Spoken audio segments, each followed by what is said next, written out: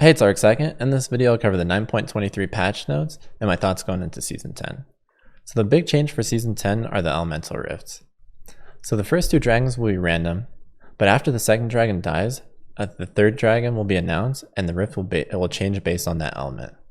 And every dragon after the third dragon will be of the same element until a team collects 4 dragons of the same element. And so each dragon will have a different effect on the map, on the areas around dragon pit, blue buff, and red buff. And so red buff will open up the dragon pit and also remove some of the vision and open up the area around red buff and blue buff. There's actually a slight nerf to assassin, and also it will make approaching the dragon and baron pit a lot easier. So it's actually good for the team that's behind. It will actually be easier to approach this pit and contest the later dragons. And so up to 7 dragons can also spawn now before Elder, and I really like that change. It puts less emphasis on the early drakes, more emphasis on the later drakes before you get that soul buff. And so Infernal Drake actually opens up the map and is good for coming back. Mountain Rift adds new rocks. I don't think this changes too much. Yeah, I think Mountain Rift probably has the least impact on the map. It might be a little harder to kite out. It'll be a little easier to land skill shots probably. Ocean Rift will add some bushes though. This will make it even harder to approach the pit though. Then you also you'll have this bush to look for picks. So this one's the most dangerous if you fall behind against a team with Ocean Rift. I think that'll be the most dangerous. And then Cloud Rift will make wind tunnels. This one's really interesting. This will make roaming a little bit easier and also getting to the pit or catching people further up more important. And I think the deeper wards just in general, the ward right here, will also just become more important in general. Another way the map has changed is through the side lane alcoves. And my first impression for this change was that, so if you're pushed up as bot lane or top lane, you're pushed up at the enemy tower here, and you probably won't be able to make back to your tower, and you're getting ganked by a jungler, you'll run into the cove, and then that will actually, there's a greater distance from here back to mid lane, so it'll actually make it harder for junglers to continuously gank. And so I actually think it's a slight nerf to jungle, and I think it'll be a little bit better for bot lane and mid lane, basically all the roles. So I think this is actually a slight nerf to jungle. That's my first impression. They also added a new bush. I'm not sure how big of an impact this one will have. If you stood basically right here, you're basically already invisible. If someone was doing their blue buff, you couldn't really be spotted right here anyways. So I don't think adding a bush there actually changes too much. So I don't think this bush is too big of a deal. So now there are dragon souls. If you kill 4 elemental drakes, you're granted an extra bonus. And so Infernal Drake, or the Infernal Soul, every 3 seconds your next damaging attack or ability triggers a small explosion. It's actually not that much damage though. Even if it's AoE, I'm not sure how big the AoE is, but it doesn't look like it's that much damage compared to the Mountain Soul, which looks much stronger in my opinion. After not taking damage for 5 seconds, gain a shield for 225. That seems a lot stronger to me. I think that will be really strong. Ocean Soul also looks pretty strong. Dealing damage, and this to any enemies, heals you for 180. And then Cloud Soul also looks really strong. You passively gain 10% increased movement speed. And you gain movement speed after casting your ultimate. Just the 10% increased movement speed seems really strong, but I think Cloud Soul is actually the weakest drake. We'll see that in a second. So Infernal, I really like this. So the first Infernal Drake only gives you 5%. So in general, I feel like you can give up the early drakes a lot more frequently. I think they're a lot less important, and then it only goes up to 20%. So I think Infernal Drake, just in general, actually became the least snowballing Drake with how it opens up the map, and with the damage amplifier, and with the cell probably being the weakest actually. Mountain Drake, it looks really strong. So Mountain Drake, I really like this change. Mountain Drake was super annoying to play against and play with in the game. I think it killed a lot of other macro strategies. Split pushing became really hard because of Mountain Drake, because as soon as you were spotted on the opposite side of the map, if you weren't already, you had to be at the enemy tower for it to even be worth it to show, and that was really hard to set up. So it kind of killed split pushing, because as soon as you were spotted off the map, the enemy team with a Mountain Drake or 2 Mountain Drakes could just melt the Baron. So pretty much all teams had to be right around Baron at all times. And so I think this made it really difficult to play the map, to play assassins, because you just had to be grouped around Baron. That's what the game came down to mostly. And then the new buffs also really cool. Now you gain bonus armor magic resist. It looks like a lot to me though. Like conditioning already gives you a lot. This is interesting though. I think I like this change though. Looks good for Echo, for tank Echo. So I think that I really like this new Mount Drake. The old one was really tough to play against. It really defined the meta game a lot. Ocean Drake, they're removing the mana regen, which is good for wave clear. It's slight buff to manaless champions. But again, the first Drake, it's down early. So I like this change though. And then Cloud Drake, they took away the movement speed and they added ultimate CDR. I think this is the weakest Drake now. I think ultimate CDR isn't that important or that strong. It's good on some champions, so this is probably like the most RNG Drake now. That gives you the worst stats overall. And then maybe the Mountain Drake too, but I think the Mountain Drake is still strong regardless. But yeah, I think this is the most probably the weakest Drake now. But the Soul is really strong. That 10% increased movement speed is really strong. So if you do get 4, it's strong. But just if you only have a couple of the Cloud Drakes, it's not that strong in my opinion. Okay, and then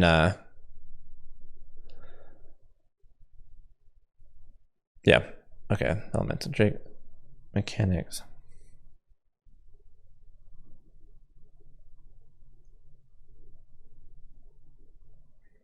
Yeah, and so the first we're gonna is, but they also have less health. But then also, so we'll see later on, so for the early dragons, with how they changed the jungle XP here, they also made respawn earlier, which we'll get to, but you'll miss a lot more XP now in the jungle if you end up going to try to solo dragon or solo rift, and I also like that. And so, but the health is lower, so it's a little bit easier to do. And so the Elder Dragon got buffed. Now there's an execute. I think execute damage is really strong. But again, we already saw, so up to 7 dragons can spawn before Elder Drake. So I think in a lot of games, Elder Drake won't be a factor. I don't know if we're going to get there. They did slow down the game with by taking out Mountain Drake. So the game should be a little bit slower, but I'm still not sure if we're going to see too many Elder Drakes. But the execute is extremely strong.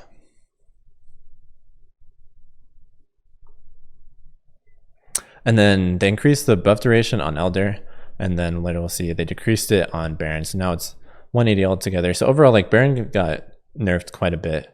Dragons are going to be a lot more important overall, but Baron will still be a main tool for closing out games. And they changed the visual with all the different buffs. So blue buff, red buff, Baron, Elder, and then the Exodia. All right, so Rift spawns earlier now, and it can also respawn. But I also just mentioned, so there's no catch-up XP now, which we'll see in a second. But then, so that's going to make taking Rift a lot more punishing, and it's also a little bit weaker. It's easier to kill, and then it loses 66% of its health on the first hit. It's current health, not max health, so we'll be able to do continuous hit, but it looks like it's a lot weaker for taking multiple turrets. And so it might be good for getting the first plate. We will see that strategy, I think, utilized quite a bit still, but for actually snowballing a game, it's weaker, and so I really like that change overall. And it will be more punishing to take too, so. Oh, and also the channel time on it has gone way down, so that's also really nice. And there's less time to pick it up. So if you steal the rift, it'll be harder for an enemy teammate to pick it up. Okay, and then mini XP. So solo XP is up, share XP down a little bit. Yeah, but yeah, so mini XP for solos for top mid is up a little bit. And so now we might see some level discrepancies again between mid and jungle. We're already starting to see that. And with some of the other changes, it does look like jungle will be quite a bit weaker so far. Turret plating, they buffed the turret plating if multiple members show up. And so I really like that change as well. So you can't just have your tower or your lane ruined if a fight breaks out near your lane and everyone rotates over, or they just decide to rotate over. Thorn and Shield's buff for melee champions. That's pretty good. That's good for like Zed used to run it, maybe even Caston will run it now. Basically, a lot of champions ended up running Doran's Ring no matter what, since Doran's Shield became so weak, even if it wasn't optimal on that champion. So I think we will see some more Doran's Shield again. But yeah, so here's the jungle pacing.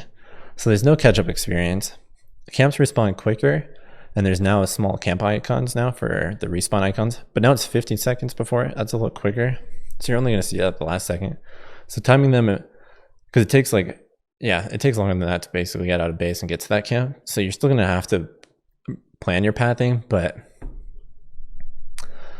it's still a little bit of a, yeah, it's kind of helpful. I'm not sure if I like too many of these assistant tools, but it's not a big deal. But so camps respawn quicker, and so this will impact jungle. So immediately my first thoughts are like Karthus will be a lot stronger. Oh, but then also it's a little weird to like do the Ocean Drake for champions like Karthus, or like losing that mana regen hurts champions like Karthus a bit. But still, just in general, some of the farm junglers are going to be a lot stronger now with quicker respawns and less experience overall. And so they nerfed the Krug's experience, and they buffed the ground pick speed by quite a bit. Yeah, that's the only one that's gone up, I believe. Yeah, and so that will make single target champions quite a bit stronger. Okay, so for the lethality items, currently, so okay, there's an overwhelming favor for Deathblade, Yomos, and then skipping Edge of Night. And they're trying to add some diversity to build pass. So Deathblade, they took out the Blackout and added 5 damage. I actually think with Blackout, it's probably stronger. Blackout was pretty strong. So it might be still a nerf, but still probably the most favored lethality item. And then Yomu's, they added, just made it stronger basically. So it's going to be just as favorable. And you can now ignore it, unit collision. And they updated Edge of Night. Basically, they made it like Banshees. So it's not an active anymore. It's a little easier to utilize, especially if you already have the active from Ghostblade. So I actually kind of like it. But they made it cheaper and took down some attack damage, lethality, and up the health. I still think this makes it like a late game item. So I don't think the order for these items has changed at all. But then they added 2 more items. This is the interesting one. A 3k cost item with Dirk and lifesteal. Vampiric Scepter, 50 attack damage, 10 lethality, 15 lifesteal. And then you also have Blood Pursue. So yeah, while near one or fewer visible enemy champions, gain 8 lethality and up to 100% attack speed. This still seems stronger to me on one. It'll be stronger late game, right? So the build path, if you are building Yomu's Deathblade and then Blade, you'll still do it in that order probably later. Or you'll build it on jungle. Like this seems really good on jungle, like on something like Kindred or Graves maybe. And maybe we'll see it like now that you can split push without a little bit easier without the mountain drakes. Maybe we'll see like Zed be able to actually split push with this again. But I still don't think the order has changed much. It'll either be it's Ghostblade, then Deathblade, then Blade, and then maybe Edge of Night. And then they brought back the Blackout active or a passive on a new item. It's a cheap item, 2,400 gold. 12 lethality though, and then still 50 attack damage. So it's pretty cost efficient. It's actually really cost efficient. And I can see this also be just if it's becomes too strong or yeah, if it's too efficient, it'd still be good on maybe something like Pike. Yeah, something bot lane possibly. Senna. But they did take out the hunter effect from Dirk. They updated all the support items. Now they basically update automatically all of the upgrades. Yeah, which seems really efficient to me. And it'll enable some more build paths for supports. Okay, yeah, spell leave is the same. So you have the Edge, Frostfang. Ability power is down, but now you gain health with it.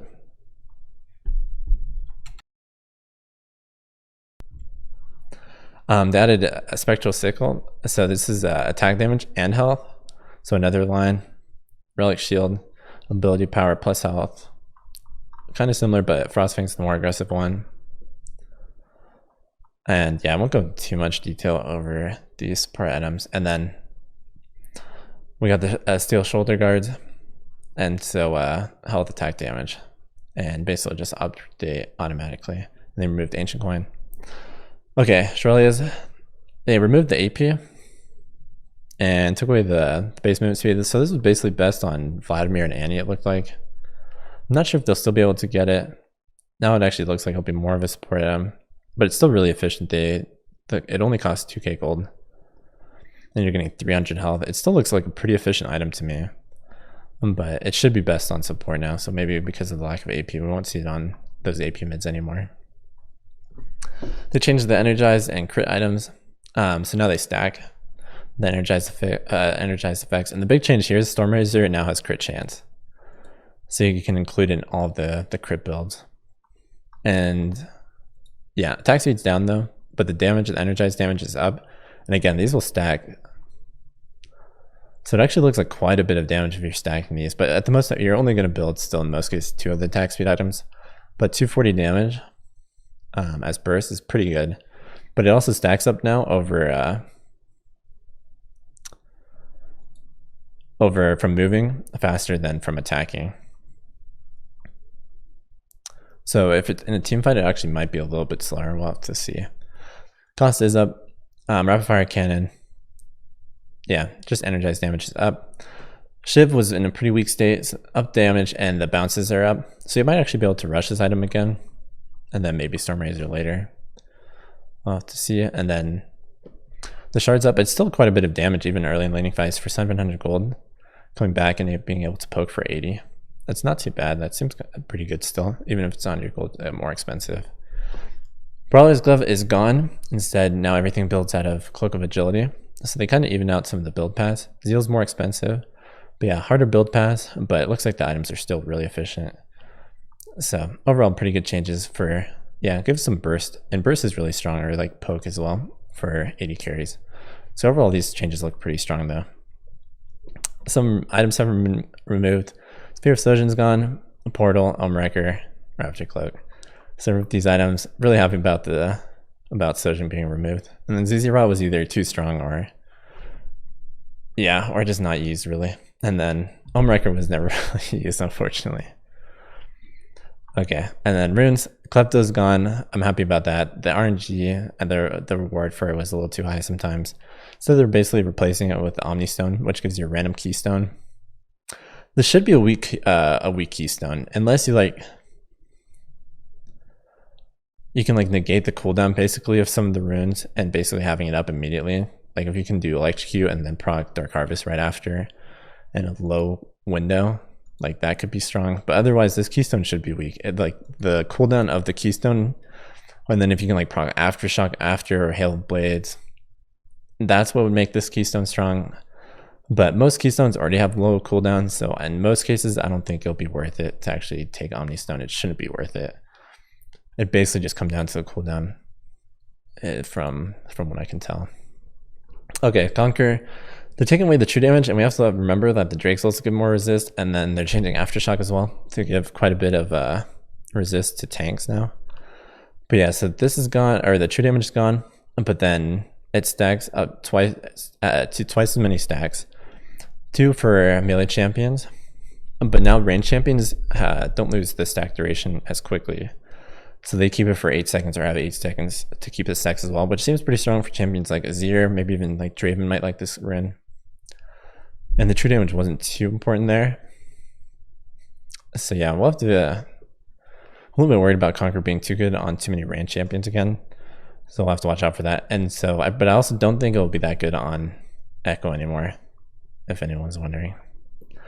So Aftershock, and we're running Aftershock Diana, but she's being changed anyway, so it wasn't going to be an option. But they're basically making it so it's better on tanks finally, and not really utilized on assassins.